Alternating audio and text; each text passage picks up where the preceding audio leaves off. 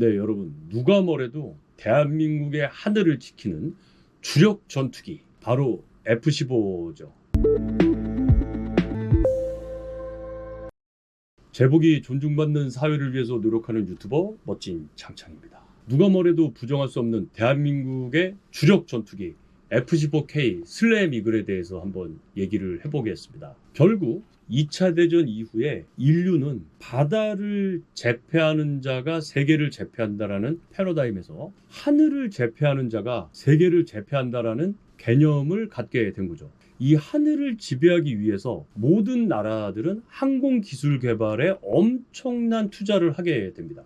그 전까지 전쟁의 중심이 지상병력과 해상병력에 있었다면 이제 점차 그 중심이 하늘과 우주로 이동을 하고 있는 거죠. 우크라이나 러시아전도 이렇게까지 답보 상태에서 돈좌된 상태로 남아있는 이유는요, 양국이 상호 간의 항공력을 뚫고 들어가서 투사를 할 수가 없기 때문입니다. 상호 간의 방공망이 워낙 세다 보니까 항공력을 서로 투사를 시킬 수가 없는 상황이 된 거예요. 그러다 보니까 지상에서 지금 대량 살상전이 일어나고 있는 겁니다. 자, 그렇기 때문에 하늘의 싸움에서 이기는 게 결국은 전쟁의 승패를 가르는 핵심 요소가 되었죠. 미국은 이걸 미리 알아낸 거예요. 그래서 이게 제공권을 장악하지 않은 상태에서는 전쟁에서 이길 수가 없구나. 하늘을 장악하는 개념을 발전시킵니다. 그게 바로 대표적인 게 DCA와 OCA, 즉 방어적 제공과 공세적 제공에 대한 개념이거든요. 그래서 이 DCA, 방어적 제공은요, 말 그대로 우리 쪽 하늘에서 니들이 행동의 자유를 주지 않겠다라는 것과, 공세적 제공이라는 것은 니네 나라 하늘에서는 우리가 최대한 자유롭게 움직이고 활동을 해서 우리의 지상군과 해상군이 자유롭게 활동할 수 있게 하겠다라는 개념입니다. 방어적인 제공에서는 최대한 멀리서부터 적이 우리를 침투해 오는 것을 알아내고 아군의 전투기나 아군의 지대공 무기로 제공권을 지키는 게 되겠죠. 지대공 미사일과 공대공 미사일의 협력, 이것을 저희는 이중무기 운용 작전이라고 합니다. 그래서 항공기와 우리 공군의 지대공 미사일 시스템이 함께 작전을 하는 것을 이중무기 운용이라고 해요. 또한 여기에는 우리 방공관제사령부의 강력한 레이더가 적이 언제 기습을 할지 사전에 탐지를 하는 능력을 가지고 있는 거죠. 거기다 플러스 우리 미사일 방어사령부는요, 적의 탄도탄 요격에 대한 능력도 가지고 있는 거죠. 공세 제공 작전은요, 매우 공격적으로 전투기를 운용하는 개념인데요, 최대한 많은 적 전투기들을 적진에 가서 격추시키는 개념이에요. 적의 항공 자산이 우리 쪽으로 넘어오지 못하게 거기서 머물면서 우리의 공세적 능력을 방어하게끔 한 군데에 몰아놓는 것도 일종의 그 작전의 개념이 되겠습니다.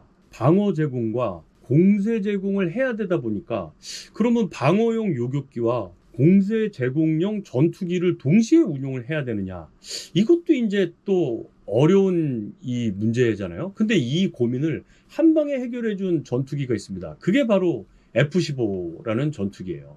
이 F-15는요, 전천후 만능 전투기입니다. 강력한 공대공 능력을 갖추고 있으면서 또한 강력한 방어 능력도 동시에 가지고 있죠. 공중 우세를 확보하기 위해 매우 충분한 전투기입니다.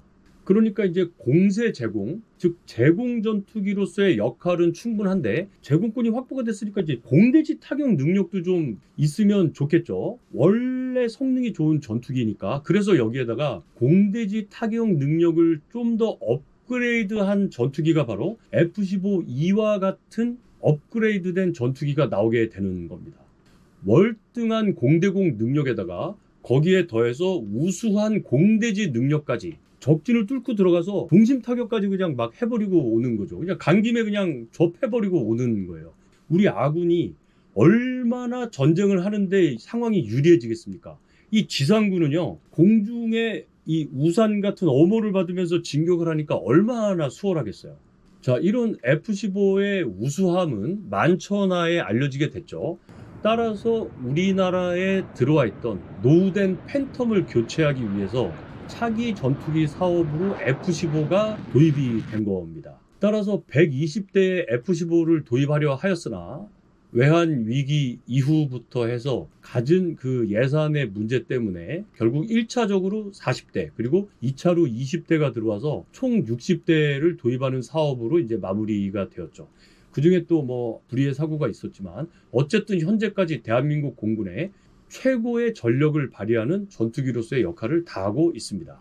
F-15의 제호는요 19.43m 그리고 중량은 14.3톤, 승무원은 2명이고요. 최고속도 마하 2.5, 항속거리가 5,700km에 달합니다. 그리고 전투행동 반경이 1,800km예요. 엄청난 능력을 자랑하고 있죠. 그래서 독도와 관련돼서 혹시나 일본하고의 어떤 분쟁이 생겼을 때도 과거 F-16은 도달하면 10분 만에 와야 되지만 F-15는 대략 30분 정도를 더 채공을 할 수가 있습니다. 자, 지금 대한민국에 도입된 F-15K는요, K가 뒤에 붙은 것은 이제 한국형이라는 거죠. 폭장량도 더 늘었습니다. 왜냐면 엔진을 더 센 걸 썼기 때문에 폭장량 또한 10.5톤에 달하는 폭장량을 보여주고 있습니다.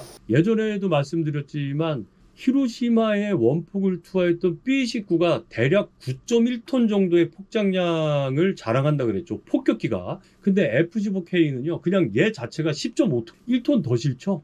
이게 B-29랑 비교를 해서 그런데요. B-52, 여러분들 그 3대를 이어서 탄다는 B-52랑 비교를 해도 B-52가 약 27톤이거든요. 근데 F-15K의 최대 무장을 만일에 달면 13톤인 거예요. 그러니까 거의 50%의 효과를 낼 수 있는 거죠. 자, 그런 F-15K의 대표적인 무장은요. 당연히 뭐 JDAM 있겠고요. 그다음에 슬래머. 특히 JDAM은 여러분 잘 아시겠지만 이제 유도 기능이 향상이 되었으니까 과거처럼 그냥 달고 갖다 떨어뜨리는 게 아니라 거기에다가 유도 능력까지 향상이 돼 있으니 굉장히 효과가 좋죠. 거기에 슬래머는 280km까지 사거리를 가지고 있는 공대지 미사일이고요.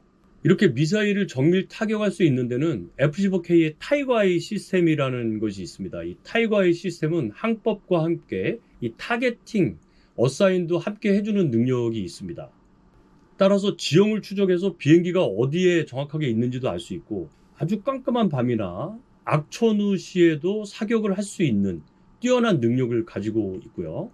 또한 F-15K에 장착된 레이더는 AN/MPG-63인데요. 14개의 공중 목표물을 동시에 탐지를 할 수가 있고 이 중에 6개를 동시에 추적해서 타격을 할 수가 있습니다. 그 이후에 개발된 F-22나 F-35보다는 약간 못할지 모르지만 현재까지 최고의 수준을 가지고 있죠.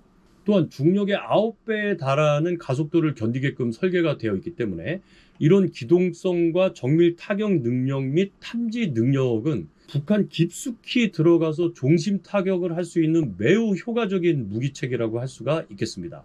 자, 제공권 능력뿐만이 아니라 어마어마한 폭장량으로 공대지 타격 능력까지 대단한 F-15K 현재 59기가 제 역할을 하고 있습니다.